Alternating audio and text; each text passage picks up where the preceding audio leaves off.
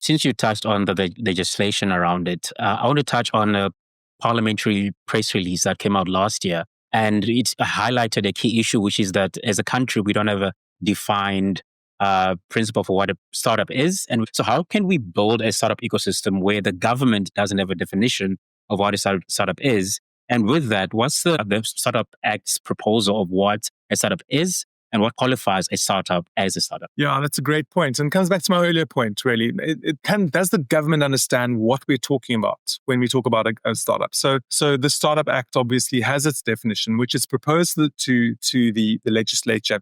And they've actually, since that press release, they've certainly tentatively bought into it because this is the base upon which we're forming our discussions with them, saying if we can, for example, have special laws that relate to certain companies, how do we define those companies and then differentiate them for application of these new laws that we're suggesting apply? Hi, welcome to the show. If this is your first time here or you are a returning listener or viewer and you haven't done so yet, hit the like and subscribe button down below. Be much appreciated. Of course, if you're very intrigued with regards to what's happening in the startup scene, definitely hit that like and subscribe button down below and hope you look forward to the show.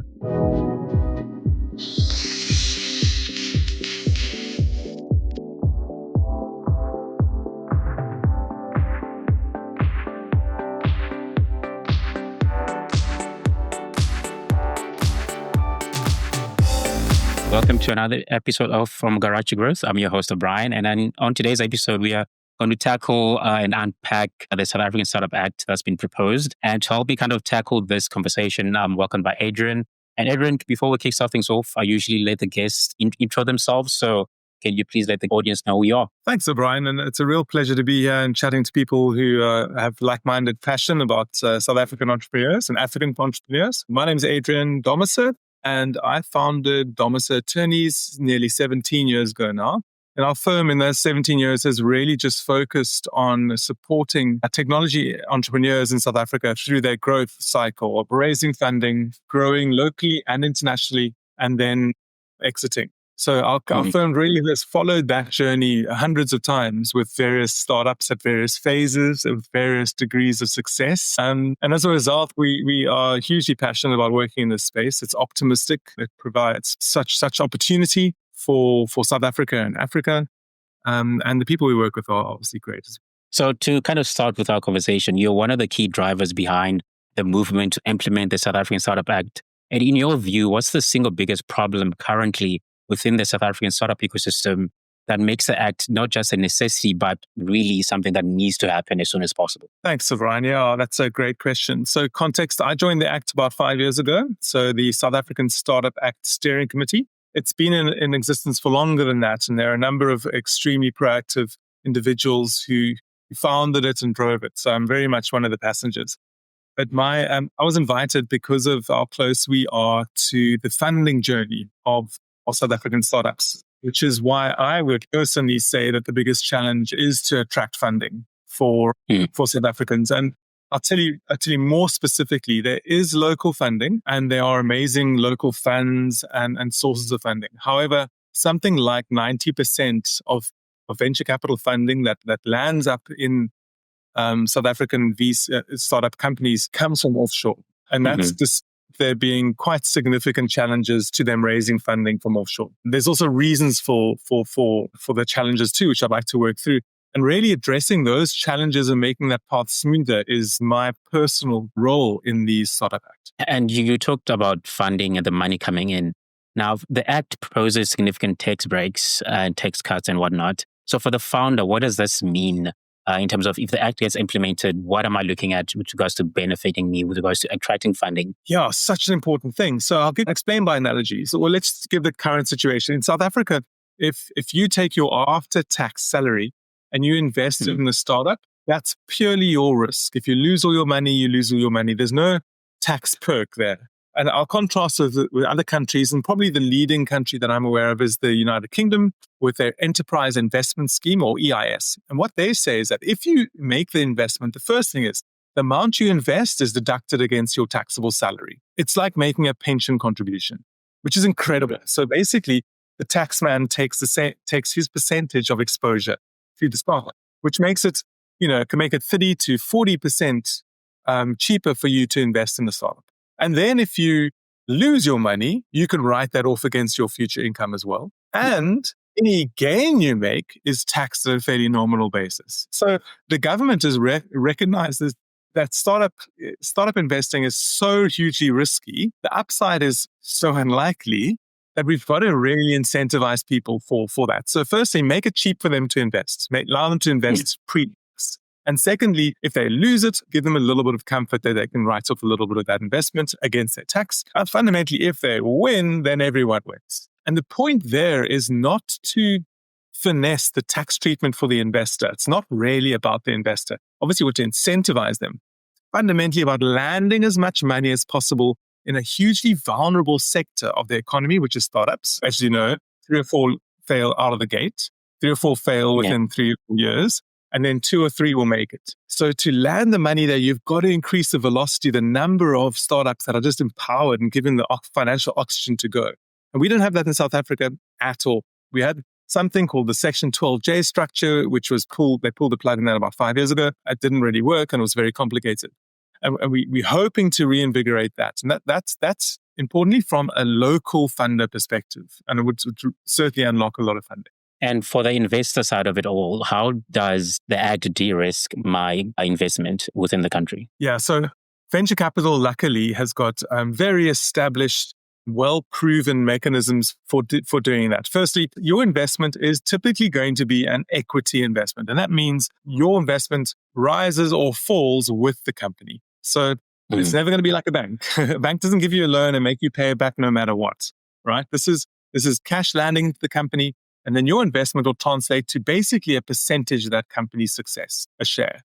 And that shareholding will really rise and fall. Venture capital have a number of fairly conventional systems whereby they try and mitigate that. And one of them is that, for example, if the company has to fold or sells at a low price or something like that, so it doesn't really do very well, then if there's any cash in the company left, the investor gets their cash back first. It's called a liquidation preference or liquidity preference. There's also a fair amount of influence investors would have over the decision-making of the company. Any decision that could materially risk the company or maybe was made a bit rashly has to go past a council, the board of the company. And that board is typically involves an investor or two as well, that they can just bring, experience and a bit of level-headedness to that decision-making process. A number of other ones as well.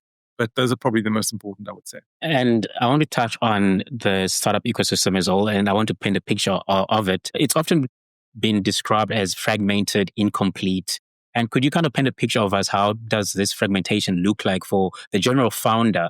And how would the Act itself be this connective tissue where the government, the investors, the entrepreneurs are all together in this ecosystem? So I must say fragmentation, my interpretation in this current scenario is probably mostly applicable to the relationship between government and legislation and entrepreneurs. And the government, the biggest culprit here is exchange controls, which mean that no asset, no cash can leave South Africa without the permission of the government. And for some reason, this rule was retained from our previous apartheid government. It was implemented by them and never let go by the current government. And it provides a radical challenge to any investor looking at South Africa. It creates an artificial obstacle to the movement of capital in and out of South Africa. And that doesn't exist in most other countries. Certainly not in the first world countries that these investors are looking to invest in as alternative investors. So the fragmentation there, I would say, is really misalignment. And we've been privileged to work very closely with the South African Reserve Bank and National Treasury to explore, can we convince them to give exemptions to the exchange controls?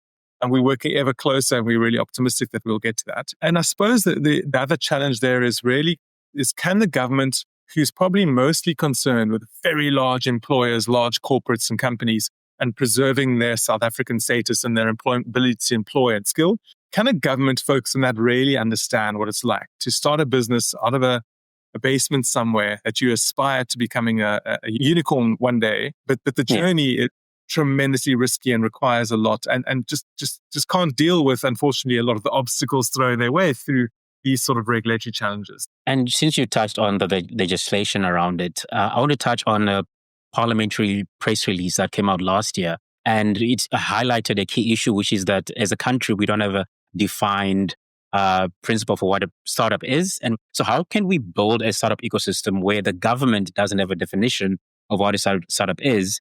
And with that, what's the Startup Act's proposal of what a startup is and what qualifies a startup as a startup? Yeah, that's a great point. And it comes back to my earlier point, really. Does the government understand what we're talking about when we talk about a startup? So the Startup Act obviously has its definition, which is proposed to the legislature. And they've actually, since that press release, they've certainly tentatively bought into it because this is the base upon which we're forming our discussions with them, saying if we can, for example, have special laws that relate to certain companies, how do we define those companies and then differentiate them for application of these new laws that we're suggesting apply? So we have a definition of a tech growth company. We talk about startups, but sometimes people think startups are companies that have been going for a few months. There are a lot of very, very successful companies out there that regard themselves as startups. I think something like the majority of the NASDAQ, the listed exchange in the US, were originally startups, tech startups, and they provide most of the value there. Anyway, so the first thing is we've said, we've educated the government as to the people we engage in there, what we mean by a startup. And usually that's going to be a fairly young company. Let's say it's under 5 years old. And its business is predominantly a highly scalable, tech-enabled product or service. And there's the key issues there. It's got to be really focused on research and development, and it doesn't really distribute its profits to shareholders, and that's quite an important point. So that means that when most companies, once they make money, at a certain point they've covered the foreseeable costs of doing business for the next 6 to 12 months. And if there's extra cash, you pay it out to the shareholders. The shareholders get a bit of dividends and return the investment. That doesn't happen with a startup, ever, because all the money in the startup is intended by the company, by the directors, and by the shareholders to be reinvested in the company and to grow opportunities. So if we can build that, there are also international definitions of startups in the OECD guidelines, Organization for Economic Cooperation and Development, which is the international kind of like tax code. It talks about the information, communications, and technology sector. So we've drawn those principles of fairly young, very much software and innovation focused and research and development and continually growing, not returning cash to its shareholders. And then on top of that, we said, tell you what, our industry, the SA Startup Act, is very supportive of the act and the movement. And we've got, 20, 30, 40 highly experienced people that can identify a startup at any point in time. So we've got entrepreneurs, funders, lawyers. And what we'll do, if it helps the government, we will form a first filter even to whether or not those companies are startups. And using this sort of test, and then we can motivate the company what they are. So I'm fairly comfortable that we're in a good position there to define what the startup is and to make it quite clear what companies the new laws will apply to. And with regards to, as you've mentioned, it's tech-centered sometimes. What happens to those funders that are starting a startup, but they're not generally in tech or working with regards to, they don't have a patent or anything like that? What happens to those individuals with regards to the legislation? Yeah, look, we will obviously support every entrepreneur that has this growth ambition. We do expect that most of them will have a software basis, be software enabled, and that's what we mean by tech. Now, very few of them actually have, for example, patents, because patent is usually it's a real life thing that has an industrial application. I would say, far more than half of our startups don't have that, and they're just software based. Having said that, we've seen companies just with really great ideas about machinery, and that they think they can create that machinery at scale and take over the world. Whether that's electricity generators or medical devices, that's all cool too. We certainly can adopt them and fold them into the definition. And so now, assuming I'm a company and I've made this definition set up by the Startup Act, how does the registration process change completely to what's currently happening now with regards to the red tape of it all, having to deal with the government, having to deal with different members? How does the Act make that flow easier for me now? Yeah, so the Act has chosen to mitigate red tape on the basis of what's the lowest hanging fruit and the biggest impact. So, I mean, the most ambitious Startup Act would say, we're going to help you to to incorporate a company very easily, open a bank account, employ people, grow your employment, your employee base, reduce the risk to you of hiring the wrong person who you then want to fire. We've realized that South Africa actually has a relatively mature entrepreneur base in the sense that most people can open a company. Most people can do that themselves online. Most people can also open a bank account. As long as you got your ID, you can do that pretty easily. So getting to that point is quite straightforward. A lot of the international or other Pan-African acts, startup acts, really focus on that, probably because their systems, dare I say, for example, company and corporation aren't really as slick as ours. A lot of them don't actually have the same developed banking sector as South Africa does. And we should be proud of that. So we have the luxury of being able to kind of leapfrog those really basic early phase issues. And then we said to ourselves, well, where do we really focus? And another focus, in addition to what I've mentioned, is attracting world-class talent. Now, in South Africa, talent wants to come here. People want to live in the sun and see the bush and the sea and the vineyards, and they want to work here. So assisting the visa process was another really good example for how we would allow those people to come here, share skills and grow skills. And you touched on the attracting talent thing, and the Act itself speaks about focusing on high growth startups. And these are the startups that will eventually become unicorns and whatnot. And what mechanisms are in place in the Act specifically engineered to kind of drive those key levelers of high growth startups? What policies are there to get the company that has traction now? It's looking for rapid growth. It's looking to hire world-class talent. What's within the Startup Act that's going to get me to the status unicorn as a startup? Yeah, so this is where the rubber hits the road, I think.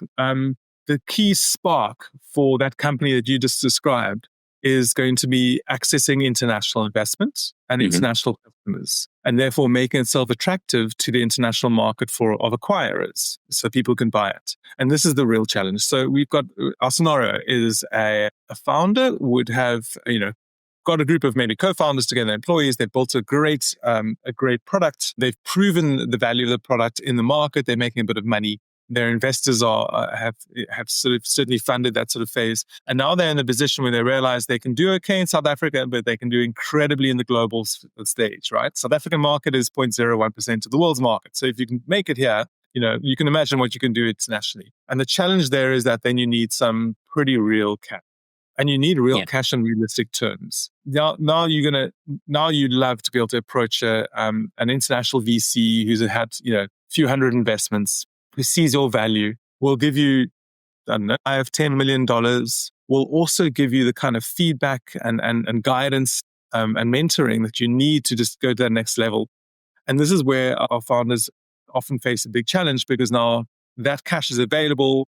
The international investment loves their team, they love their product, but they won't put money into a South African company, because that means that all those dollars need to be converted into rands and then exposed to the South African economy and tax and everything else. And they say, well, why don't we just put it into an offshore company and allow that company to fund the South African company and the global growth? It makes sense. And we don't have to deal with the real or imagined social, political, and economic risks that South Africa apparently holds in the minds of all sorts of people. I'm sure you can think of what I'm talking about.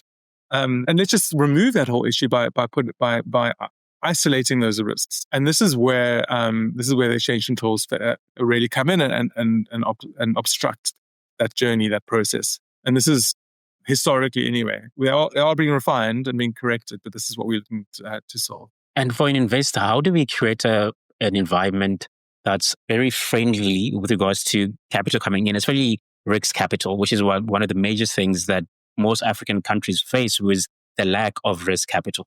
I think the environment has to promote trust in the process, trust in the fact that their local economy will support these entrepreneurs, and that their local country can be trusted with the capital, the international capital that's available to investors. Yeah, I think unfortunately one of the things that undermines that trust is the existence of exchange controls.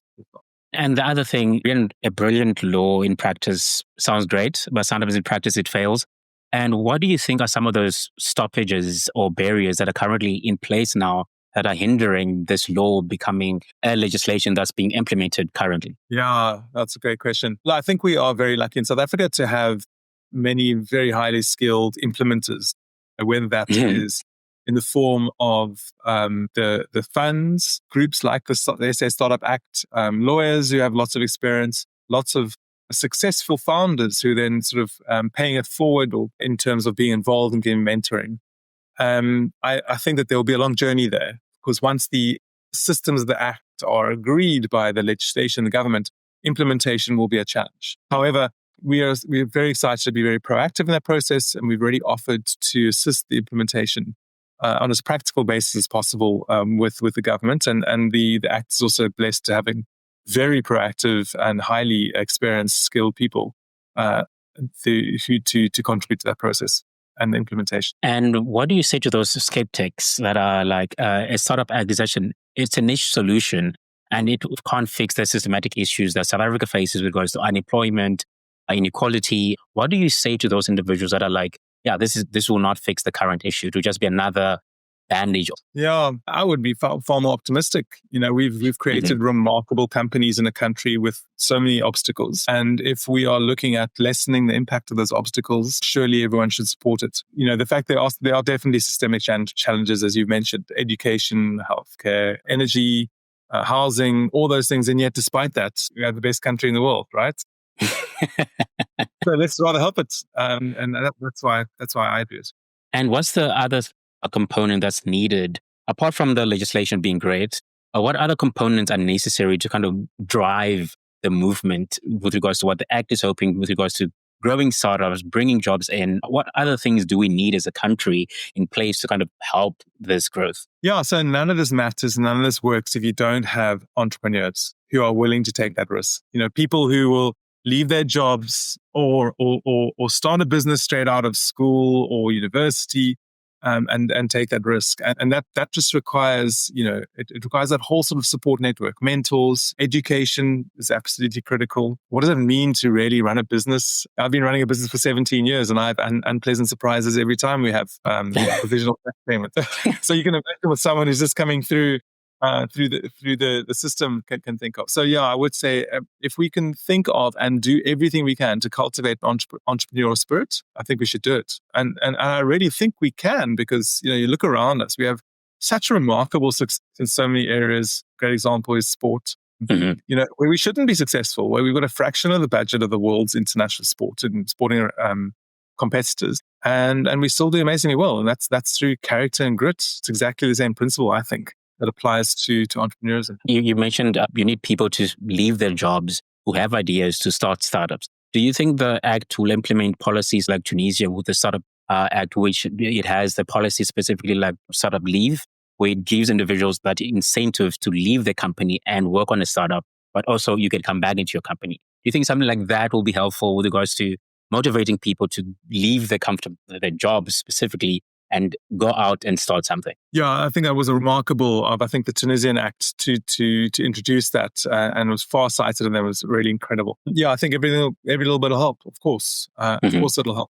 I think in South Africa we don't have that, and as a result we have extremely hungry and entrepreneurs that just need to make it work. That's kind of been the story of so many entrepreneurs. They just they can't indulge failure. Yeah. There's that saying that, fail fast is that common theme in, I believe, Silicon Valley. It's not the same if you fail in Africa. If you fail in Africa, you have no food. So I think part of our spirit is the consequences and knowing those. I just don't know if our government has the resources to allocate funds to that. Having said that, there are so many amazing whether accelerators or incubators and entrepreneur support industries from a private perspective that would do something like that, and they should be encouraged. Because failing in Africa is not one of those things that's rewarded to a degree. Where in Silicon Valley, it's more of a badge of honor than anything else once you fail, and it's kind of regarded as, oh, you failed, we'll give you some money because we know you can go out there and try. Now, I want to kind of fast forward, like let's say 10 years. The Act is in full effect. How do we measure the success of the Act? Are we looking at the decrease in terms of unemployment? Are we looking at the capital that's coming into the country? How are we measuring that the Act is working? Yeah, I think the measurement is quite straightforward. I think that if you can measure the amount of people employed by companies who are started in these and they're qualified as startups, and how many people they employ and how many households they support, and how much wealth they've created for the shareholders. That's fundamentally the measurement. So I think you could take all those companies through. You mentioned, I think, unicorn. Do they qualify as unicorn? It's great if these companies are worth $1 billion. But I would rather have 100 companies worth $100 million each. Employing amazing people and just supporting this industry. So the ultimate goal is for South Africa on the global stage. Realistically, do you think that's possible? Can we compete with the likes of Silicon Valley, Tel Aviv, Singapore? Can we get there? Yeah. So I think we have all the human resources we need to get there, definitely, and the potential. I've got no doubts about the ability of the South African character to do that. I think he or she can certainly achieve that. I think that there are definitely obstacles in the road. I think Singapore, for example, have a remarkably low tax environment, which obviously gives them an advantage in that front. And I don't think South Africa ever should go to that point. I think our tax is critical allocation of resources within the country. I think, though, that what we would do is remove the barriers, the other sort of semi-artificial barriers to South Africa, to investment into South African companies. And if we can get that right, I think we'll certainly be we should be the leader in Africa. We should already be the leader in Africa, but I think we will be within 10 years if that's good, if we get that right. And to kind of end off our conversation, for the entrepreneurs listening, for the investors listening, for the policymakers that are listening, how do people join the movement to get it to the point where we need to get the act enacted as legislation within the country? What do we need to do? Great. Well, thanks. So please go into the website, SA Startup Act, and join us. The numbers there are important. The government sees the people joining. Therefore, it's essentially a petition to the government that what we're asking for is approved of and encouraged by the industry. There are also multiple events that we have also available on the website. Please do participate. And for those who want to be proactive, there are multiple committees that tackle specific challenges and propose solutions to those challenges very, very proactively and practically. So please do reach out. And anyone's welcome to reach out to me, Adrian Domiser. You can find me on LinkedIn. Domiser is spelled 2 M's and 2 S's and an E. And I'll be most happy to point you in the right direction or give you guidance myself. And with that, thanks again for being on the show. And that's it from Garage to Growth.